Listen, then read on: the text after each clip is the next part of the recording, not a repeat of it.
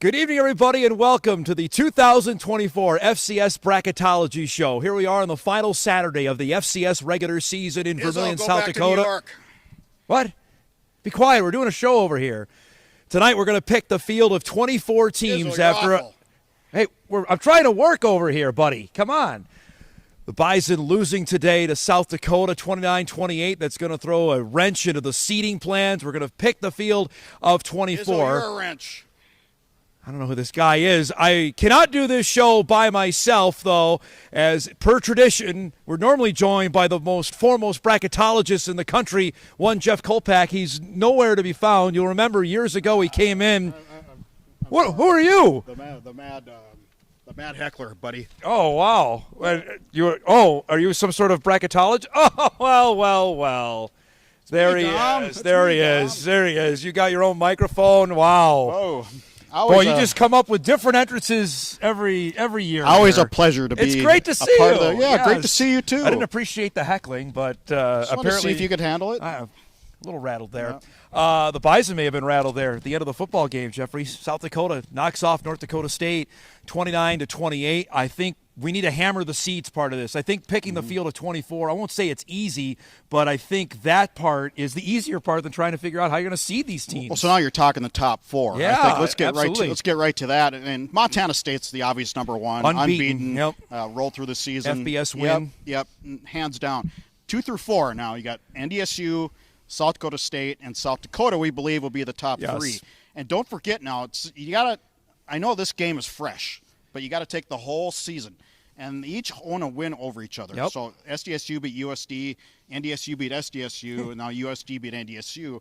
So then after that, I think that's a wash. Okay. So after that, I think you have to go to the body of work. And this season, I think NDSU has more ranked wins, and their 2 losses are by combined 6 points, both on the road. One to Colorado, one to the Buffaloes, and obviously this one by 1 point. I think today. NDSU stays at the 2. Wow. I do.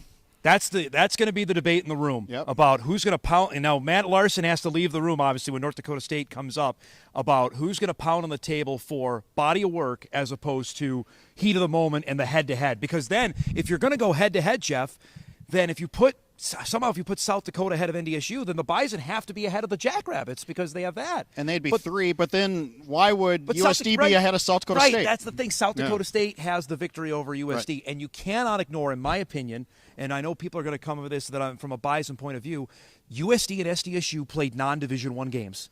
They played Augustana to the Jackrabbits, and USD played Northern State. I think that has to factor in. And USD's game that was canceled with Portland State, I think, could come back to bite them in this case. I really believe that. Yeah, I mean, it's still making them sick here. Right. I think that could really affect this here. I mean, either way, I think NDSU took it out of their own hands here. They could have wrapped it up, knowing they were staying at home throughout the playoffs, and now they left it in the hands of the committee, and that could mean a potential semifinal game on the road if they get seeded 3rd or 4th. Yeah, obviously. And this is one of the toughest jobs the committee has to do now when you're talking about it. Usually the top 4 are pretty cut and dried.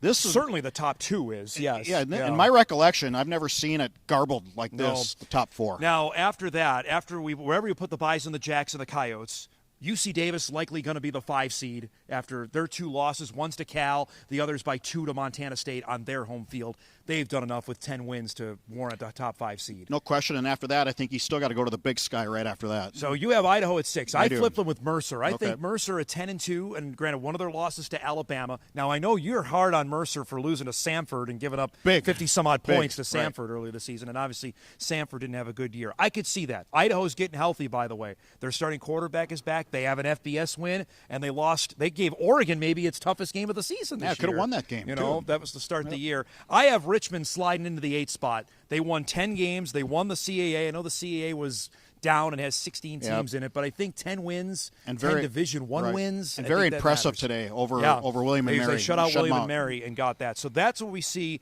the top 8 seeds. As for the automatic bids, we already knew 5 of them going in today. Mercer won the SoCon. Incarnate Word won the Southland. Richmond won the CAA. Montana State obviously clinched the Big Sky. Abilene Christian won the United. They lost today to Stephen F. Austin. That's going to kick them to Thanksgiving weekend. weekend at 8-4. Yep, no question. Yep. South Dakota State, by the way, by virtue of having the highest Sagarin rating, your guy Jeff Sagarin, they win the Valley Auto bid, even though they all tied with one another. Not sure I agree with that tie-breaking procedure, but it's on in paper. The rule books, it's criteria. I guess, by the way, the Jacks, the Coyotes, and the Bison all share the Valley Championship at 7-1. Your friends from Central Connecticut State, they win. They beat Duquesne, so they win the Northeast Conference. Jeff McInerney's old school, they're going back to the FCS playoffs. And I thought Duquesne had higher hopes this year. They beat Youngstown and had some things going and just failed. Good to see the Mountain Hawks of Lehigh back in the playoffs. They won the Patriot League today over Holy Cross, so they're going back for the first time in a few years. Well, probably since it's been a while. Remember how good they were when they came to the Dome in 2012, I think it was. Drake is going to win in the Pioneer League for the second year in a row. They played down here. That was probably USD's best win prior to today over the Bison. I think you're right. I think especially the way UND – before we thought it was UND, but then the way the Hawks finished the season, probably not. As we're recording right now in the Ohio Valley, it looks like Tennessee State is leading on SEMO, but because of early results, it looks like SEMO is going to win the automatic bid in that. But Tennessee State is up 2 touchdowns on Southeast Missouri, which they're trending in the wrong direction right now, SEMO is. Yeah, but I think Tennessee State, you got to put them in. I mean, they got routed at the Fargo Dome, 52-3. 52-3 was the final score. And the way they great job by coaching job by Eddie George. An amazing job there. And if they win that game, they're 9-3. So here are the at-larges as we see it. NDSU, South Dakota. Congrats to Brock Spack and Illinois State. They're back in the playoffs for the first time in 5 years. They finished with a 9-3 record. I know they got blown out by Mo State and by the Bison, but that's a heck of a job by Brock Spack. Yeah, and I thought they played really well in November and just a really solid defense, a really Spack-like team. Yes. UC Davis is in. Northern Arizona will be one that might be debated. Now? So they won their game today. They are 8-4, but as you're quick to point out, they have 7 Division I wins. That's something that's going to be in the eyes of the committee. They won today. They beat Eastern Washington in their finale. Yeah, that's a total. Just looking here, they lost by 6 to Idaho, lost by 11 to Montana. Their best win, if you're going to ask me right now as I look on the spot here, they lost by 24 to Incarnate Word. That's not going to help them. Probably they got a couple of quality losses. Weber State, it's probably their best win. That one, they're squarely on the bubble. Yep, I would think that team might be on the bubble. Obviously, Idaho's in. Montana's into the tournament at 8-4. They're going to host next weekend and get a monster crowd. We'll see. Now, remember, the top 16 teams are seeded. I would imagine the Grizz are seeded next week. Yeah, you're supposed to seed them appropriately, but that crowd, I don't know if the NCAA can avoid that crowd. They will definitely be a seed next weekend. Out of the CAA, New Hampshire is back in the tournament. They go 8-4. With the unbalanced schedule in that league, nobody played anybody. So you had a chance to rack up wins, which New Hampshire and Villanova did. Yeah, and no Delaware anymore. Delaware is on its way up. Villanova we have in the tournament at 9-3 as well. Now, Stony Brook I initially had in. But if Tennessee State ends up winning that game, I think the Tigers they kick them out. Take Stony Brook's spot. Stony Brook lost its last 2 games to end the season. They lost 31-30 to New Hampshire and they gave a 55 to Monmouth today. That's not good. They're not trending in the right direction. Nope. So they might be kicked out. Rhode Island is in. Welcome the Rams to the FCS playoffs. How about that year for Rhode Island? Man, when's the last time Rhodey's been in? It's been a long time. And they actually rallied their season. It looked like they were lost Rhode Island finished. They won 10 football games this season. Congrats to them. They're 10-2. That might be a hard luck team that's playing Thanksgiving that won 10 games. Tarleton State is in the FCS playoffs for the first time at 9-3. First year eligible. They make the tournament. Eastern Kentucky is back in the field as well. Congratulations to the Colonels. And UT Martin is likely going to get in as well at 8-4. So that's what we have, at least for now. We always want to shoot for 24-24. I'm not sure how we're going to do this year. UT Martin has that FBS win. They do. They beat Kennesaw State. That might be enough there. All FBS wins aren't created alike, but it's still an FBS win. I think that gets them in. Now, there's a couple teams that are going to hang out there at 7-5. You've got Southeastern Louisiana and I think Western Carolina as well. They've got Western Carolina, Jeff, has about 8 quality losses.